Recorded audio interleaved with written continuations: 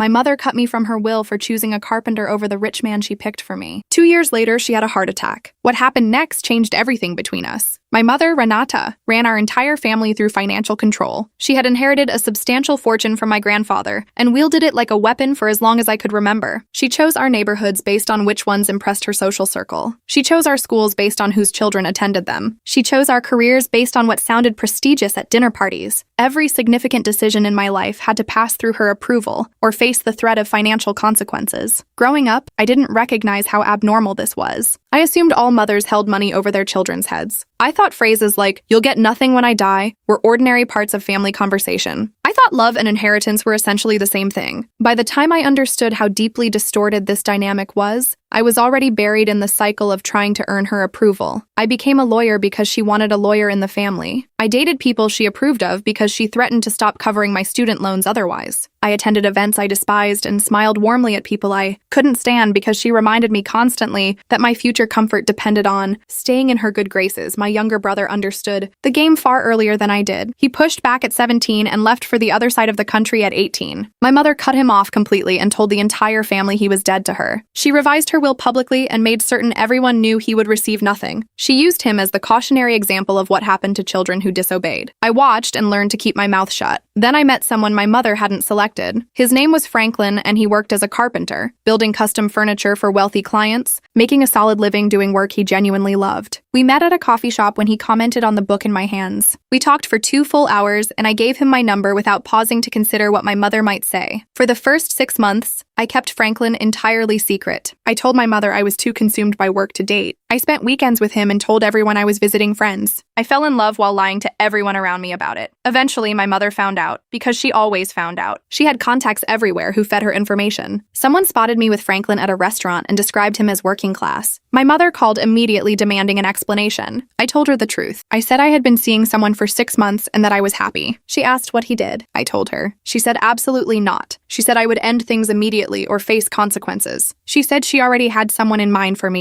a man named Lawson, the son of a wealthy friend, who worked in finance and came from old money, and was exactly the kind of husband she could talk about at dinner parties. She had apparently been engineering this arrangement for years without bothering to mention it to me. I said I had no interest in Lawson. I said I was in love with Franklin. She said love was irrelevant and financial security was what actually mattered. She said Franklin could never give me the life I deserved. She said if I didn't end things and give Lawson a genuine chance, she would remove me from her will entirely. I would get nothing. Not the house, not the investments, not the jewelry, not a single thing. I would be as dead to her as my brother was. I asked for time to consider. She gave me 2 weeks. During those 2 weeks, I did a great deal of thinking, just not about what she expected. I thought about my brother, who had been cut off for years and somehow built a whole life without her money. I thought about Franklin, who created beautiful things with his hands and had never once asked a single question about my family's finances. I thought about the person I had gradually become while working so hard to stay in her good graces. I thought about what I actually wanted my life to look like versus what she had decided it should be. At the end of 2 weeks, I called my mother back. I told her I was choosing Franklin. She said she was disappointed, though not surprised. She said I was making the greatest mistake of my life. She said her attorney would have the will revised by the end of the week. She said I should remember this moment in a few years when I was struggling while Lawson's wife lived comfortably. Then she hung up. I had expected devastation to follow. Instead, I felt free. The threat she had held over my entire life had finally been executed, and I was still standing. She had no more power over me because she had already used her only weapon. You cannot threaten someone with something that has already happened. I threw myself into building a life that required nothing from her. I worked harder at my law firm and earned 2 promotions over the following 3 years. Franklin and I moved in together and bought a small house. I reconnected with my brother, who had constructed a genuinely fulfilling life without any family support whatsoever. I learned that my mother's money would have come with invisible strings attached for the rest of my life, and that I was far better off earning my own. My mother didn't speak to me for 2 years. She told relatives I had chosen a construction worker over my own family. She told her friends I had thrown away my entire future for someone beneath me. She cast herself as the victim of an ungrateful daughter who failed to appreciate everything she had sacrificed. Then her health began to decline. The phone rang at 11:47 on a Tuesday night. I was already in bed reading while Franklin worked on furniture sketches at his desk in the corner. I almost let it go to voicemail since unknown numbers that late were usually spam. But something made me answer. My Aunt Macy's voice came through unsteady and rushed. She said my mother had collapsed in her bathroom that evening. She said paramedics had taken her to Memorial Hospital. She said it was cardiac and it looked serious. I grabbed a pen from the nightstand with hands that refused to stay still and wrote the room number on the back of an envelope while Macy kept talking about cardiac failure and emergency treatment. Franklin looked up from his sketches when he heard the shift in my voice. He stood and crossed the room before I finished the call. He said he would drive me there immediately if I wanted to go. I nodded because I couldn't produce words in the right order. We dressed in silence. Franklin found my shoes while I stared at the number I'd written. The drive took 20 minutes through empty streets. He didn't ask if I was okay because he already knew I wasn't. He simply drove and kept one hand on my knee whenever he wasn't shifting gears. The hospital parking garage smelled like oil and antiseptic. We rode the elevator to the 4th floor. The fluorescent lights in the cardiac unit made everything appear too bright and too cold simultaneously. A nurse pointed down the hall when I gave my mother's name. Room 4C was the 3rd door on the left. I stopped walking about 15 feet from it. Franklin stopped with me. Through the small window in the door, I could see my mother lying in the bed, connected to machines that beeped and hummed in a steady rhythm. She looked smaller than I remembered her. Her hair was loose instead of carefully set. Her face was bare without the makeup she always insisted on wearing. She had on a hospital gown rather than the designer clothes she wore like armor. I stood there counting machines. Franklin touched my shoulder gently and asked if I needed more time. I shook my head and walked forward. My hand reached the door handle. I pushed through. The room smelled like hand sanitizer and that particular hospital scent that has no real description. My mother's eyes were closed. Then they opened. She turned her head on the pillow and saw me in the doorway. Her expression shifted to something I had never seen on her face before. Genuine shock that I had actually come. I walked closer. Franklin stayed near the door to give us space. My mother opened her mouth and the first words out were asking where I had been for the past 2 years. Not hello, not thank you for coming. Just an accusation wrapped as a question, as if she hadn't been the one who severed contact, as if I were somehow the one who had disappeared. I felt my jaw tighten but kept my voice level. I said I was here now to see how she was doing, and I asked what the doctors had told her. She stared at me for a long moment. I could see her deciding whether to push the guilt further or accept what I was offering. She chose to let it go, for now. She said her heart was failing. She said they caught it before she died, but it had been close. A doctor came in about 10 minutes later, young, with exhausted eyes and a coffee stain on his white coat. He glanced at me and asked if I was family. I said I was her daughter. He nodded and started explaining in careful medical language about cardiac function and valve problems and surgical options. He said my mother needed surgery within the next few days. He said recovery would require months. He said she would need consistent care and support, and likely couldn't live independently for some time. I asked about success rates. I asked about risks. I asked practical questions while my mother watched me from the bed, looking for signs of either complete devotion or complete abandonment. I gave her neither. I just listened and took notes on my phone. Franklin drove me home around 2 in the morning. I left a message for my boss on the way. I didn't sleep that night. I lay staring at the ceiling while Franklin breathed steadily beside me. The following week dissolved into a blur of hospital visits squeezed between work obligations. I went Tuesday evening after a deposition. I went Thursday during my lunch break and ate a sandwich in the parking garage afterward. My mother acted grateful but simultaneously wounded, as though I should be there more, as though I should drop everything and station myself at her bedside. Franklin noticed I was coming home tense and hollow after each visit. He found me Saturday morning sitting over coffee I hadn't touched. He sat down across from me at our small kitchen table and said he was worried. He said I seemed exhausted and anxious all the time now. He said I needed to figure out what level of involvement I could genuinely sustain before this consumed everything else in my life. His words made complete sense. I just didn't know yet how to act on them. My brother Juliet called the following Monday while I was reviewing contracts at my desk. He had heard through family channels that our mother was hospitalized. We ended up talking for 2 hours, sharing stories about her patterns, realizing we had each been carrying the same complicated mixture of concern and resentment for years. He felt guilty for being relieved he lived across the country. I felt guilty for only managing 2 visits per week. Talking to him helped in a way I hadn't anticipated. It made the complicated feelings feel less like personal failure and more like a reasonable response to an unreasonable situation. I returned to the hospital Wednesday evening. A man in an expensive suit stepped out of the waiting area as I came off the elevator. I recognized him as Alexi, one of my mother's oldest friends. He backed me toward the vending machines with practiced authority and told me I needed to forgive and forget because family was everything. everything. He said this was my chance to repair things. He said blood was thicker than water and I was being stubborn. I kept my voice polite but firm. I told him he didn't have the full picture. I said I was doing what I could manage. I said this was between my mother and me. He looked disappointed, like he had expected me to crumble on the spot and promised to be the perfect daughter from now on. I walked past him to her room. She was sitting up picking at her dinner tray when I came in. I pulled a chair close and asked how she was feeling. She said she was tired and that the surgery was scheduled for Friday. Then she shifted into that careful, measured voice she used when she wanted something. She said she had been thinking. She said she handled things badly 2 years ago. She said she was sorry I felt hurt by her decisions. Something cold settled in my chest. The non-apology was so transparent it almost made me laugh out loud. Sorry I felt hurt, not sorry for what she actually did. Sorry that I had feelings about it, as though my reaction were the problem instead of her actions. I felt the small, fragile hope I had been quietly carrying deflate entirely. She still didn't understand what she had done wrong. She couldn't take genuine ownership of it. I said I appreciated her trying. Then I said nothing else. Her estate attorney, Gil Farmer, called Thursday morning while I was in a client meeting. I stepped out to take it. He said my mother had asked him to contact me about updating her will now that she was confronting her own mortality. Hot anger rose sharp in my throat. Even from a hospital bed facing open heart surgery, she was using her inheritance as a bargaining tool. I told Gil I wasn't willing to discuss the will while she was sick. I said it felt wrong to talk about inheritance when she might be on an operating table by morning. He said he was following her instructions. I hung up and stood in the hallway outside the conference room trying to breathe steadily. Work became harder to focus on. I sat in client meetings and realized I had missed the last 5 minutes of the conversation. I reread the same paragraph in documents 4 separate times. My boss noticed when I blanked on a straightforward timeline question during a meeting with a prospective client. She covered for me gracefully and pulled me aside afterward. She asked if everything was all right. I said I had some family things happening. She said to let her know if I needed time away. I knew I needed to establish clearer limits before the crisis swallowed my entire professional life. I couldn't be the daughter my mother wanted and the lawyer my firm required. I had to choose what I could actually give and accept, that it would never be enough for everyone. I came home that evening and Franklin was in the kitchen cooking. He asked how my day went and I said fine. He mentioned the groceries he had picked up. I snapped at him about leaving the bags on the counter instead of putting everything away immediately. He set down his knife and looked at me. The kitchen went quiet, except for something simmering on the stove. He said I had been on edge for days and he was worried. I told him I was handling it. He put the knife down completely and said I wasn't handling it. I was being consumed by it. He said he had watched me become someone different every time I returned from the hospital. He said my mother had spent years controlling me with money and was now doing it with guilt, and I was allowing it to happen all over again. He said he was frightened that I was losing myself while trying to perform the role of the perfect daughter for someone who had never once treated me well. His words hit hard because they were accurate. I had been so focused on doing the right thing that I had forgotten to protect myself from sliding back into old patterns. I apologized for snapping. He came over and held me and said we needed to work out together what I could give without destroying myself in the process. Juliet called 2 days later to say he had booked a flight. He arrived Thursday afternoon and we drove straight to the hospital. I was nervous about bringing him. My mother hadn't seen him in over 5 years. We rode the elevator without talking much. When we walked into her room together, her face moved through several expressions in quick sequence. Surprise first, then something resembling fear, then something softer I couldn't quite identify. She stared at both of us standing there, her 2 estranged children in the same room. Juliet said hello and asked how she was feeling. She said tired but recovering. The 3 of us sat in uncertain silence for a few minutes. Then my mother began crying quietly. She said she had never expected to see both of us together again. She said she had made terrible choices and driven away the people who mattered most. Juliet and I exchanged a look. It wasn't a real apology, but it was closer to one than anything she had offered before. We stayed an hour and kept the conversation to neutral territory. When we left, Juliet said it had been harder than he expected, but somehow better at the same time. My Aunt Macy caught me in the parking lot the following day. She had been visiting my mother and spotted me walking to my car. We sat on a bench outside the main entrance. She said my mother had been telling her how profoundly lonely the past 2 years had been. She said my mother missed me and Juliet more than she would ever be able to admit directly to us. She said our mother was too proud to say plainly that she had been wrong, but it was evident she felt the weight of losing her children over money and control. She had seen her looking at old photographs and crying when she thought she was alone. Something shifted in my chest. It wasn't forgiveness exactly, more like understanding that my mother was suffering too, in her own way. In the prison she had constructed entirely around herself. 3 days after the surgery, my mother had a setback. Her heart rate dropped and the monitors triggered an alarm. Nurses rushed past me into the room and I was pushed gently out into the hallway. I stood at the window watching them work. A doctor came out 20 minutes later and said she had stabilized, but it had been close. He said the next 24 hours were critical. I called Juliet and Franklin and then went back inside. My mother looked impossibly small with all the equipment around her. I sat down and took her hand carefully. Her fingers felt thin and cold. She squeezed back weakly without opening her eyes. We sat that way for hours. Neither of us spoke, but something settled between us in that silence that had not been there before. I realized I did not want her to die with all this unresolved distance still between us. I wanted her to know I loved her even with everything she had done. I wanted some version of peace before it was too late. When my mother finally stabilized and woke up fully, she seemed different, quieter, softer at the edges. She asked about my life with Franklin in a way that sounded genuinely curious rather than evaluative. I told her about our house and how Franklin had built most of our furniture by hand. I described the dining table he had made from reclaimed wood and the bookshelves he had designed specifically for my law books. She listened without interrupting or steering the conversation toward criticism. She asked what kind of work he was taking on now. I explained he had a contract making custom pieces for a new hotel being built downtown. She said that sounded like meaningful work. The conversation felt fragile and tentative, like something new that neither of us quite trusted yet. I left that day carrying something I hadn't felt about my mother in years. Not quite hope, but at least the outline of possibility. The following week, my mother's nurse stopped me in the hallway. Her name was Catherine, and she had been caring for my mother since the surgery. She said she wanted me to know something. She said my mother talked about me constantly. She said there was a photograph of me on the bedside table that my mother looked at throughout the day. She said my mother had mentioned multiple times how much she missed having me in her life and seemed to carry deep regret about choices she had made. I stood there in the hallway absorbing this. My mother had never expressed that kind of open feeling directly to my face. Maybe being close to death had shifted something fundamental in her, made her recalculate what actually mattered against what she had spent her life protecting. 2 weeks after the surgery, she asked if we could talk seriously. I pulled my chair close to her bed. She said she had been doing a great deal of thinking while lying there recovering. She said she had been wrong to try to control my life the way she did. She said she did it because she wanted me to be safe and provided for. She explained that she had grown up with very little and spent her adult life terrified of returning to that poverty. She believed money could shield me from suffering the way she once had. I told her that real security comes from being loved for who you are, not what you do, not who you marry. I said feeling controlled and conditional wasn't security at all. It was just a different kind of fear. My mother started crying. It was the first time in my memory that I had seen her cry with genuine emotion, rather than strategic tears deployed to end an uncomfortable conversation. She said she understood that now. She said she wished she had understood it decades earlier. She said she had wasted so many years being afraid and trying to manage things that never needed managing. I reached over and held her hand while she cried.